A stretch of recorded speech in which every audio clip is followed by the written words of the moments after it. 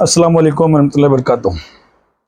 سرکار ابو طالب علیہ السلام پر پوری دنیا میں سب سے زیادہ بحث ہوئی اور بہت سے لوگوں نے سرکار ابو طالب علیہ السلام کو مومنی بھی ثابت کیا۔ ہندوستان میں ایک ہی کتاب سرکار ابو طالب علیہ السلام کے کافر ہونے کے لیے لکھی گئی، جس کتاب کو لکھا مولوی احمد رضا خان بریلوی نے، مگر پوری دنیا میں زیادہ تر لوگوں نے ایمان ابو طالب کی کتاب لکھی، جیسے کہ سائم چشتی نے لکھی، پھر ممبئی میں مولانا شہدہ کمالی صاحب نے لکھی، ہاشمی میاں ابھی لکھ رہے ہیں سرکار ابو طالب کے مومن ہونے پر کتاب۔ مگر سب سے بہترین کتاب اس دور میں جس نے لکھی سرکار ابو طالب علیہ السلام کے مومن ہونے پر، وہ مفتی ڈاکٹر علامہ صداقت علی فریدی صاحب نے، اور 12,000 صفحوں پر کتاب لکھی ہے، جو مدینہ یونیورسٹی میں 5 سال تک رہ کے ریسرچ کیے کہ وہاں کے اہل سنت کا کیا کہنا ہے۔ تو 800 اہل سنت کے بڑے بڑے عالموں نے مومن مانا۔ پھر اس کے بعد وہ جامعہ ازہر گئے، وہاں پتہ لگایا تو وہاں بھی مومن ہی مانا گیا۔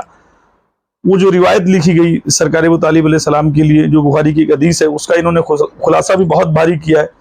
مگر ایک یہ عام مشورہ ہے ہمارا، مفتی حنیف قریشی کو پہلے شمشیر اعلی حضرت یعنی مولانا احمد رضا کہا جاتا تھا، اب شمشیر حیدر کرار کہا جاتا ہے، کیونکہ وہ بھی الحمدللہ دین حسینیت پہ یعنی حسینی سنیت پہ آ چکے ہیں، اور میرے خیال سے ہزاروں علماء پوری دنیا میں مسلکوں سے توبہ کر کے وہی پرانے اولیاء اللہ کے دین پر آ رہے ہیں۔ تو مفتی حنیف قریشی نہیں، ایسے بہت سے لوگ ہیں جو مسلکوں سے توبہ کر رہے ہیں، کیونکہ وہ دیکھ رہے ہیں مسلک جو ہے وہ یزیدیت کی طرف لے کے جا رہی ہے، حسینیت سے دور کر رہی ہے۔ مگر مفتی حنیف قریشی کا ایک جملہ ہے جو بڑا پیارا ہے۔ مفتی حنیف قریشی نے کہا تھا کہ سرکار ابو طالب کو کافر اس لیے کہا گیا، اس کی ایک ہی وجہ ہے کہ ولی کے باپ ہیں۔ تو اہل بیت کے بغض میں، اہل بیت کی دشمنی میں وہ بھی دور لوگوں نے دیکھا کہ ممبروں پہ بیٹھ کر مولا علی علیہ السلام کو گالیاں دی گئی، گالیاں دلوائی گئی 80 سال تک۔ امام حسن امام حسین علیہ السلام کے نام پر نام رکھنا دشمنی تھی، علی کے نام پر جن بچوں کے نام ہوتے تھے ان کو قتل کر دیے جاتے تھے۔ یہ بھی دور لوگوں نے دیکھا بنو امیہ کا۔ تو ظاہر سی بات ہے اسی دور میں لکھی گئی ساری باتیں ہیں، تو سرکار ابو طالب کو کافر لکھنا یا لکھوانا کوئی بہت بڑی بات نہیں تھی۔ مگر لکھنے لکھانے والے بھول گئے کہ راوی جو لائیں گے وہ روایت صحیح ہونی چاہیے تھی، وہ جو جوڑ گھٹا کے ملا کے جیسا بھی انہوں نے کافر بتا دیا، مگر ان کو یہ نہیں پتا تھا کہ جب لوگ آئیں گے اس کا خلاصہ کریں گے تو آخر وہ بات سامنے آ جائے گی۔ مولانا احمد رضا نے جن سے سند سیکھی حدیث پڑھنے کی، انہوں نے سرکار ابو طالب علیہ السلام کے مومن ہونے کے لیے کتاب لکھی، حضرت علامہ دہلان مکی، جو مکے کے سب سے بڑے اہل سنت کے عالم تھے۔ مولانا احمد رضا نے انہی سے سند لی تھی حدیث کی، مگر استاد نے سرکار ابو طالب علیہ السلام کو مومن لکھا، اور پورے ہندوستان پورے ایشیا میں ایک ہی عالم ایسے ہیں، ایک ہی مولانا ایسا، ایک ہی مولوی ایسا جس نے مولا علی کے باپ کو کافر لکھا، وہ تھے مولانا احمد رضا۔ مگر صداقت علی فریدی صاحب نے جو ابھی خلاصہ کیا آپ یہ پورا سنیے، اور الحمدللہ اللہ نے چاہا تو آپ کے جو سماعت ہے، آپ کا سننے کا جو طریقہ ہے، اگر وہ روح سے ہوگا، دل سے ہوگا، پاک دل سے ہوگا، تو انشاءاللہ ابو طالب علیہ السلام آپ کو مومن لگیں گے ہی۔ کیونکہ وہ ابو طالب مومن کیسے نہیں ہے جس نے اللہ کے رسول کا نکاح پڑھایا ہے، جس نے پوری زندگی رسول اللہ پہ لگا دی، جس نے خطرے میں رسول اللہ کو جب لوگ جان سے مارنے کے لیے ڈھونڈا کرتے تھے تو بستر بدل کر علی کو سلایا، جس نے رسول کا نکاح پڑھایا، اللہ کے رسول کے وسیلے سے جس نے دعائیں مانگی، اور اللہ کے رسول جن سے بے پناہ محبت کرتے تھے، اللہ کے رسول جن کو جنازے میں کاندھا دیے، اور ساری باتیں بہت ساری ہیں، میں ساری باتیں کیا بتاؤں، مگر مولانا صداقت علی فرید صاحب کا یہ ویڈیو سنو، انشاءاللہ آپ کو سمجھ میں آ جائے گا۔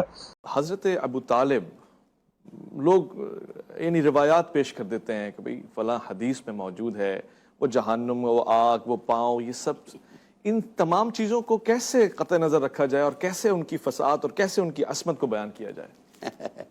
حضرت ابو طالب علیہ السلام والا معاملہ جو ہے وہ تو طے ہو چکا ہے۔ الحمدللہ فقیر نے 12,500 صفحات پر ان کی حرمت کا تصور پیش کیا ہے، اور وہ بھی قرآن کی آیات کی روشنی میں۔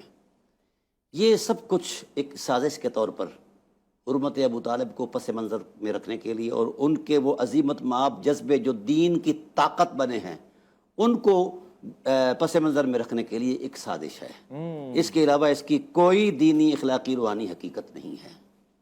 یہ جو مثلاً ایف آئی آر کا متن یہ ہے جو کاٹی گئی ہے، بوگس ایف آئی آر حضرت ابو طالب علیہ السلام پر، وہ متن یہ بنایا گیا ہے کہ آخری وقت میں سرکار دو عالم صلی اللہ علیہ وآلہ وسلم جو تھے ان کو کلمے کی دعوت دے رہے تھے، تو ساتھ ابو جہل بیٹھا تھا، امیہ بن خلف بیٹھا تھا، انہوں نے کہا اترغب عن ملت آبائک، اپنے آبا و اجداد کی دین سے ہٹ جاؤ گے؟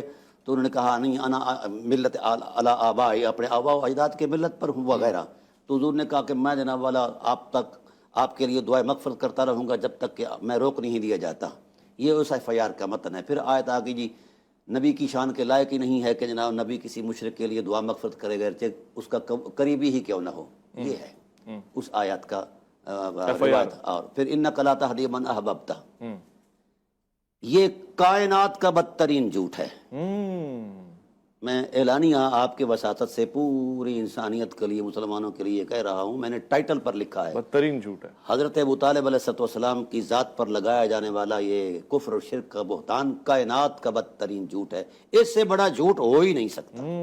اس کی وجہ پہلی بات تو یہ ہے کہ جس شخص نے اسے روایت کیا ہے وہ نہ وہاں موجود ہے، نہ اس کا نشان ملتا ہے۔ اچھا، ہاں جی، 21 سال بعد وہ اسلام لاتا ہے، 32 سال بعد اپنے بیٹے کو بتاتا ہے۔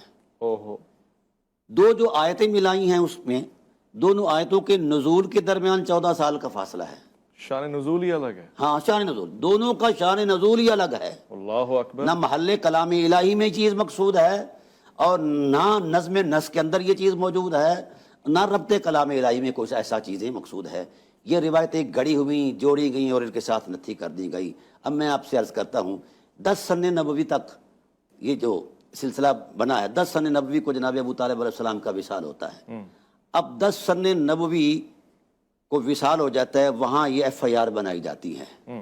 ٹھیک ہے، حیرت ہے، ابھی نزول قرآن کو اس آیت کو جس سے متعلق جوڑی گئی ہے اس کو ابھی 13 سال باقی ہیں۔ اللہ اکبر۔ ٹھیک ہے، 13 سال بعد، اور پھر جس کنٹیسٹ میں وہ نازل ہوئی ہے وہ بڑا عجیب ہے، وہ کفار مکہ کی بدعہدیوں پر سوشل بائیکاٹ کے کنٹیسٹ میں نازل کی گئی ہے کہ بھائی یہ بدعہد ہو گئے ہیں، اب نقص امن پیدا کرتے ہیں، ان سے جناب والا بیزاری کا اعلان کر دو۔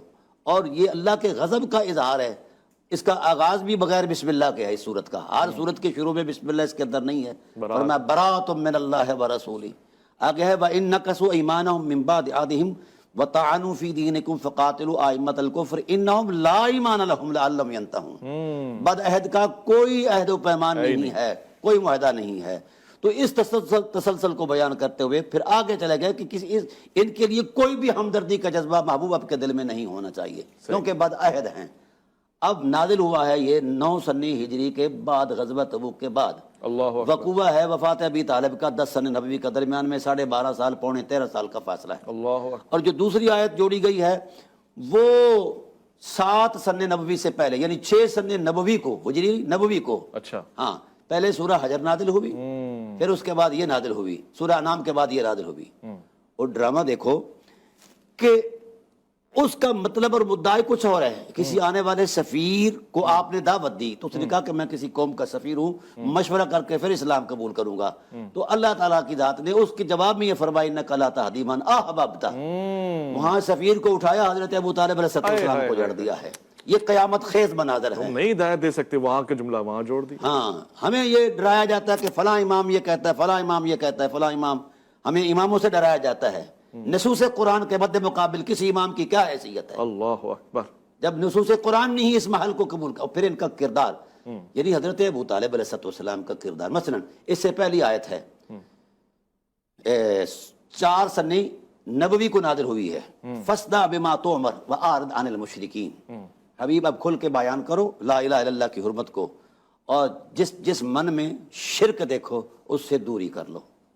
اب 4 سن نبوی سے لے کر 10 سن نبوی تک وجود پیغمبر پیوست رہا، کس کے ساتھ؟ ابو طالب علیہ السلام کے ساتھ۔ تو خدا کو اتنا ہی نہیں چیتایا کہ یار یہ بھی مشرک ہے؟ اللہ اکبر۔ اور پھر اس سے بڑی بات یہ توبہ کرے امت، اگر میں قاضی ہوتا تو شاید ان کے قتل کا فتویٰ دیتا۔ اللہ اکبر۔ اتنی بڑی حرمت کو پامال کرتے ہیں۔ اب قرآن یہ کہتا ہے کہ میرے حبیب دیکھو نا یہ مقامات ہیں نا، ثانیہ اثنین اذ ہما فی الغار اذ یقول لصاحبہ، یہ حرمت ہے نا حضرت سیدنا صدیق اکبر کی. یہاں اس نص میں صحبت اور معیت کا تصور ہے. اس سے اوپر بھی ایک مقام ہے، وہ مقام ہے نفس رسول ہونا، وانفسنا وانفسکم. اس سے اوپر بھی ایک مقام ہے، وہ یہ ہے کہ میرے حبیب لوگ صحبت اختیار کر کے صحابی کے ٹائٹل میں آتے ہیں. بھئی جو حضور کی صحبت اختیار کرے وہ صحابی، اور جس کی صحبت میں خود مصطفیٰ 50 سال رہیں، اللہ اکبر، وہ کیا ہوگا؟ اچھا اب قرآن کریم نے، سبحان اللہ. ہو سکتا ہے کہ کوئی شخص یہ کہے کہ میری جذباتی کلمات ہیں، یہ فرط عقیدت ہے. ایسا نہیں، تحقیق کا طالب علم ہر چیز جانچ کر. اچھا، ہاں ایسی نہیں ہے. الحمدللہ پورے روئے زمین پر اب یہ پھیلاؤ ہے اور عرس ابو طالب علیہ السلام ہو رہے ہیں. میں حیرت زدہ ہوں، قرآن کہتا ہے کہ اے حبیب الم یجد کا یتیمن فآوا. سبحان اللہ. چونکہ اہل سنت ہوں اور میں یہی مطالعہ کرتا ہوں اہل سنت کی تفاسیر کا، احادیث کا وغیرہ. جی، میں نے 1200 سے زائد تفاسیر دیکھی اس کنٹیسٹ میں، تو کسی کو سوائے ابو طالب کے اس آیت کا اور معنی نہیں ملا. پر جس معنی کے تصور میں پیش کیا گیا کہ آوا جو ہے اس کا اصل مصدر کیا ہے، آوا کا اصل مصدر ہے الایوا. اس کا معنی ہے اے زمہ کا الا امی کا ابی طالبن، حبیب ہم نے آپ کو آپ کے عام میں زم کر دیا ہے. صحبت کہاں ہے یار، ضمیت کہاں ہے؟ اس لیے مجھ پر لوگ مجھ سے سوال کرتے ہیں عالم اسلام سے بڑے بڑے سکالر، کیا آپ ابو طالب کو صحابی کہتے ہو؟ میں کہتا ہوں نہیں کہتا. کہتے کیوں نہیں کہتا؟ میں نے کہتا کہ صحابیت اگرچہ بڑا مرتبہ ہے، پھر بھی اس مرتبے ہونے بڑے ہونے کے باوجود قد ابو طالب سے صحابیت بہت چھوٹی ہے. اب ایک بات یہ سمجھ لینا، یہ تھے مولانا صداقت علی فریدی صاحب. ایک بات یاد رکھنا، انہی کا کہنا ہے کہ حضرت موسیٰ علیہ السلام کے دور کا ایک کتا جس نے موسیٰ علیہ السلام کے دور کے ولیوں کی حفاظت بھی نہیں کیا، خالی وہ گارے اس غار میں جہاں پر موسیٰ علیہ السلام کے دور کے ولی جا کے لیٹ گئے تھے کہ ان کی جان قتل کر دی جائے گی، وہ اپنی جان کو بچانے کے لیے، اپنے ایمان کو چھپانے کے لیے جا کر لیٹ گئے تھے. تو اس کتے کو تمام اہل فکر نے، تمام مکتبوں نے، تمام مسلکوں نے، تمام فرقوں نے یہی لکھا کہ وہ کتا موسیٰ علیہ السلام کے دور کے ولیوں کی حفاظت کرنے کے لیے جنت میں آدمی بنا کر ڈالا جائے گا.